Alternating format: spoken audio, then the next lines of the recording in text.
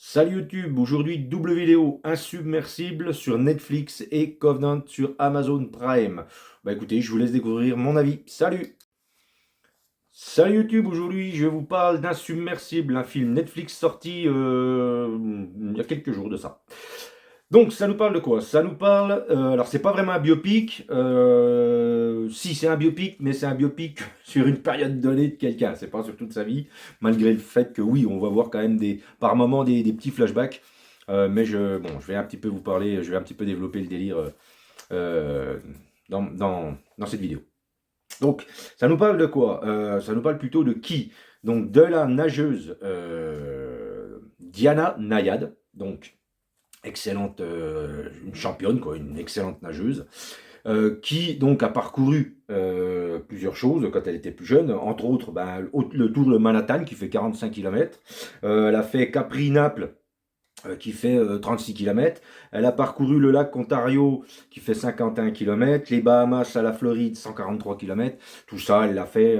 Alors je vous donne un peu des chronos entre, ben, suivant les kilomètres. Par exemple, le Tour de Manhattan qui fait 45 km, elle l'a fait en 7h57. Bahamas Floride qui fait 143 km, elle l'a fait en 27h38. Voilà. Et elle se met en tête à un moment donné de faire donc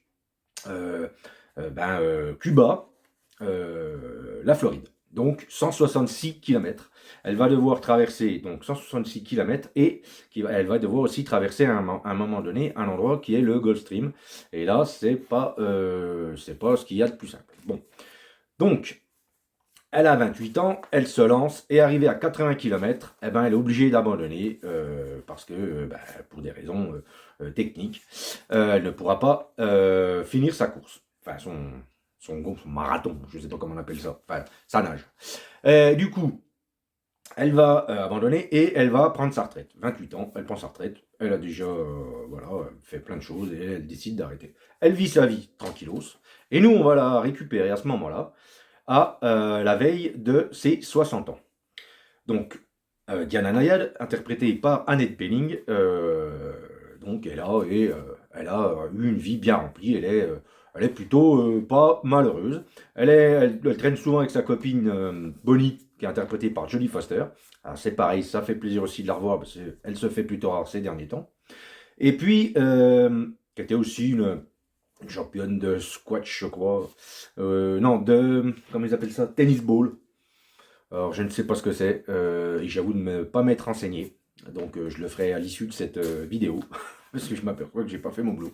Bref, non, ça les connaît, mais oui, du coup, je suis en train de m'apercevoir que oui, je ne me suis pas renseigné là-dessus. Du coup, elle va fêter ses 60 ans et elle va avoir aussi une révélation. Elle se dit, il faut absolument que je fasse cette traversée. Alors tout le monde se fout d'elle, tout le monde lui dit, t'y es pas arrivé quand tu avais 28 ans, je vois pas comment tu pourrais le faire quand tu as 60 ans. Et donc elle va essayer de mettre tout en place. Elle va quand même convaincre pas mal de monde. Et donc, elle n'aura pas forcément de sponsor, donc elle va être obligée, elle et Bonnie vont être obligées. Alors, elles ne sont pas en couple, hein, bien qu'elles soient lesbiennes toutes les deux, elles sont juste amies, d'excellentes amies. D'ailleurs, elles le disent dans le film. Voilà. Et donc, tellement proches que, voilà, elles ne peuvent pas vivre l'une sans l'autre, entre guillemets, quoi. Et donc, elles vont, à défaut de sponsor, elles vont hypothéquer leur maison. Enfin, il va y avoir tout un tas de trucs. Et puis, elles vont donc monter une team. Alors, toute l'équipe est absolument excellente. Même le pilote, enfin, c'est pas un pilote, c'est un météorologue, mais vraiment excellent, vraiment excellent acteur. Et donc, elles vont avoir les visas, elles vont arriver à Cuba et en avant la musique, on va nager. Donc, après s'être entraînée donc, pendant une année, à l'âge de 61 ans, elle se jette dans l'eau et elle tente pour la deuxième fois la traversée, donc Cuba, Floride, Key West, en Floride. Donc, qu'est-ce qui va l'attendre? Qu'est-ce qui va l'attendre? Je vous l'ai dit, il va falloir à un moment donné qu'elle traverse le Gulf Stream, va falloir qu'à un moment donné, elle fasse avec les requins qui vont tourner autour d'elle. Elle risque aussi la déshydratation. Elle risque la perte de poids, le froid dans la mer, enfin dans l'océan.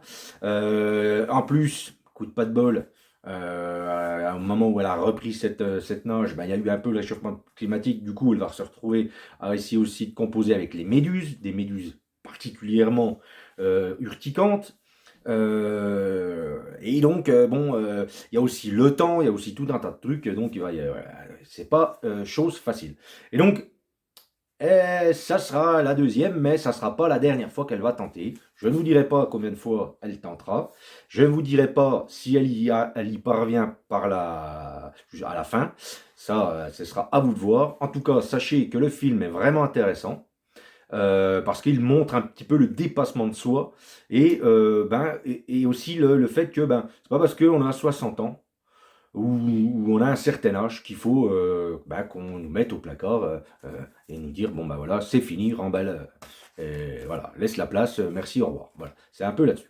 Et puis il y a des moments, c'est filmé, alors c'est un peu stroboscopique, c'est quand elle nage surtout.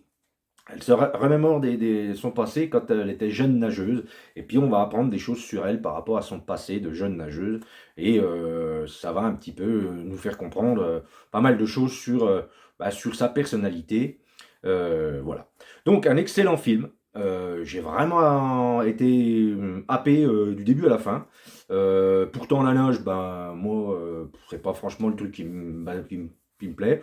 Je vous avouerai que ce qui m'a happé, c'est surtout dans le synopsis de me dire, bon, alors une femme de 60 ans qui tente les 166 km donc entre Cuba et la Floride, et puis surtout que c'était spécifique, c'était donc tiré d'une histoire vraie.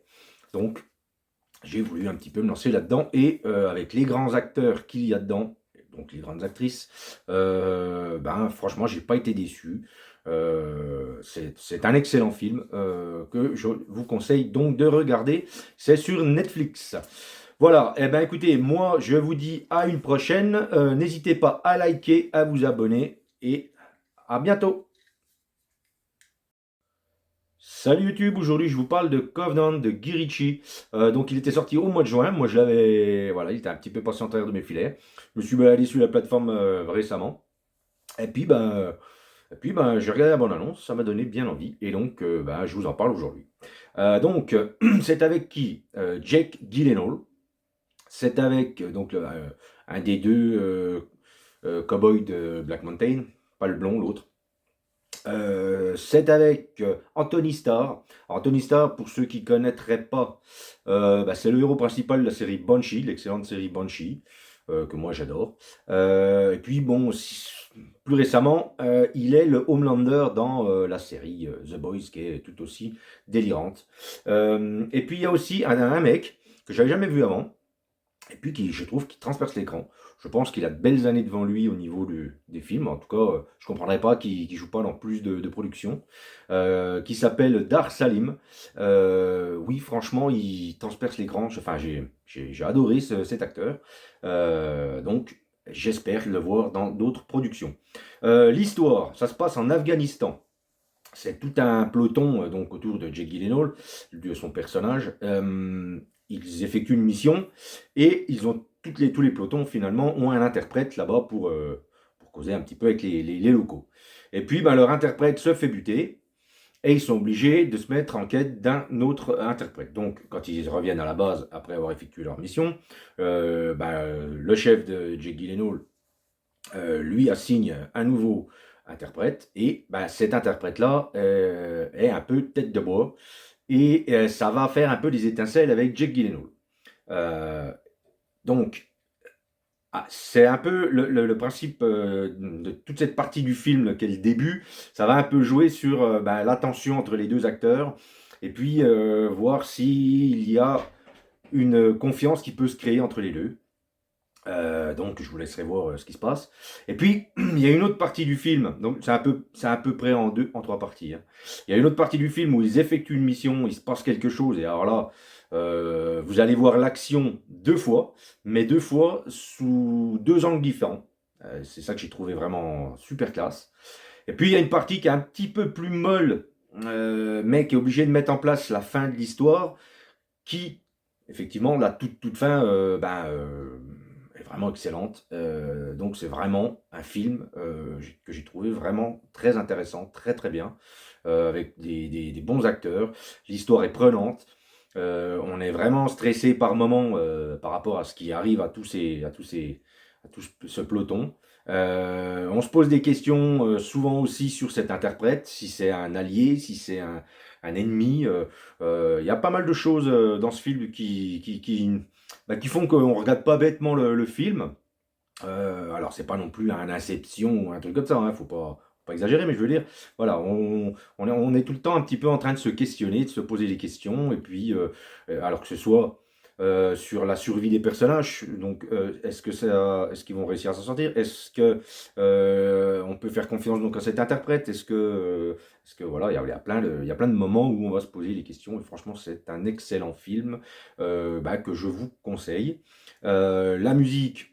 Elle fait le taf. Alors, je vous le dis souvent, ça, elle fait le taf. Mais, si vous voulez, il y a peu de films, je trouve, de nos jours, qui ont des musiques qui sortent du lot, et puis qui nous font dire, ouah, ça c'est la musique de tel ou tel film. Ce qu'on avait beaucoup plus à une époque, on entendait les mélodies des films et on se disait, ah ben voilà, ça c'est tel ou tel film. Aujourd'hui, je trouve que les musiques font le taf, on est dedans, pendant l'action, on est pris, mais si je devais l'écouter en dehors du film, je pourrais, je pense, la mettre sur n'importe quel film d'action d'aujourd'hui. Il n'y a jamais un thème qui ressort vraiment. Donc c'est pour ça que régulièrement je dis que les musiques font le taf pour les films, parce qu'effectivement il n'y a jamais grand-chose qui sort du lot. Voilà. Il n'y a jamais vraiment des mélodies qui sortent du lot. La dernière en date, vraiment, c'est pour une saga. C'est pour la saga John Wick. J'ai cette petite mélodie qui est lancinante, là, qui est vraiment intéressante. Mais si on me l'a fait écouter, voilà, je saurais que c'est John Wick. Mais il y a plein d'autres films que j'ai vus récemment. Je ne pourrais pas vous dire quelle musique, de quel film proviennent ces musiques. Voilà. Donc c'est pour ça que souvent je dis ça.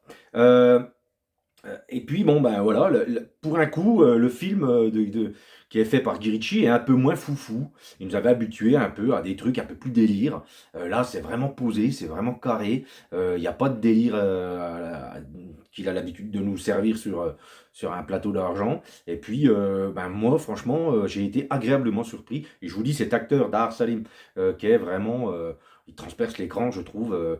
Un peu à l'instar, si vous voulez, il a la classe. Un peu à l'instar il a une présence, il a un charisme, un peu à l'instar d'un Idriss Elba, je trouve. Je trouve que quand il est à l'écran, waouh, le mec il traverse l'écran, quoi. Voilà.